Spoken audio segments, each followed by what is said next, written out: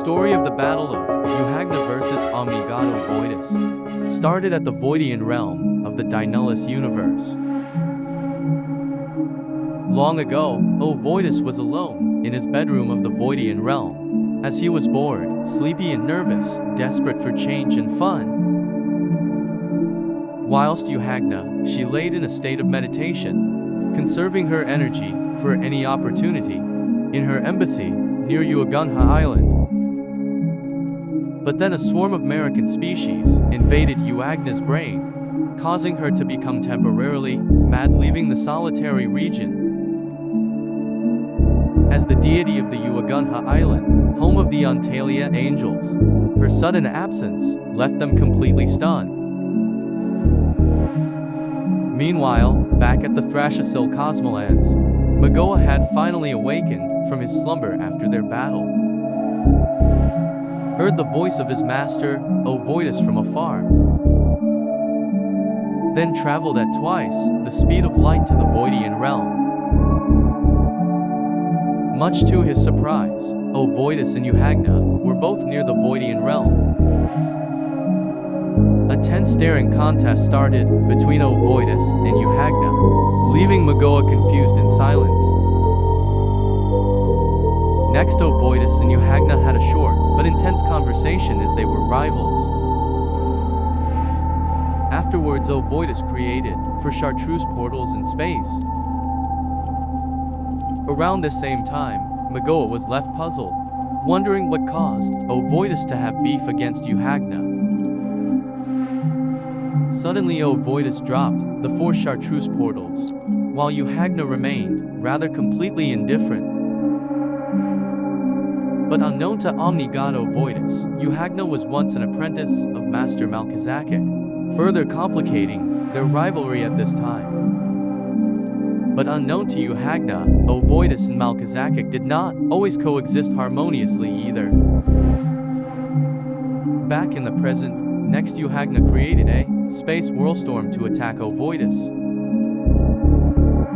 But this attack rapidly backfired, because O-Voidus used Mulbarum/Ray, destroying the space whirlstorm's trajectory. Then O-Voidus transformed into his Sun or Holitude variant form, unleashing a number of Immolacial serpents against Uhagna. Afterwards, Uhagna began defeating each Immolacial serpent using Uzalvanar blade. Next, Uhagna reverted back into her base form, before creating 8 cerulean portals. Then Uhagna summoned 4 Ecthicons and 4 Parazens to attack O-Voidus. In defense, Uhagna then morphed into her divine state form. Naturally, Uhagna next sent the Ecthicons and Parazens to attack O-Voidus, but easily O-Voidus slain down each group of creatures using counterattacks. Frustrated, Uhagna decided to morph into her final attack form. Then Magoa unexpectedly came over alongside to be by her side. Surprised, O-Voidus shifted into his attack B form, assuming any physical attacks from Uhagna and Magoa. Afterwards changed into her divine state form, entering the red monochrome divine state. Next, Uhagna and O-Voidus clashed fists, before their shockwaves repelled to a distance. Afterwards, Uhagna teleported behind O-Voidus, then opened up a blue permanent Anhilu flame. But O-Voidus deflected using a force field implosion, breaking the focused energy to the blue permanent Anhilu flame.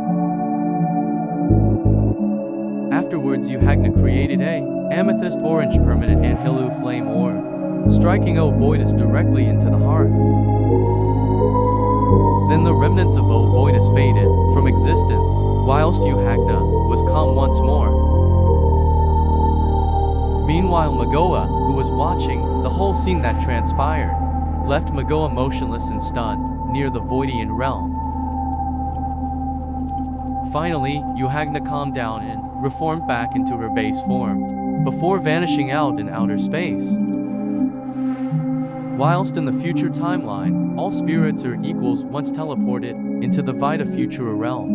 Thus this officially concludes the timeline of the Battle of Uhagna versus O-Voidus arc.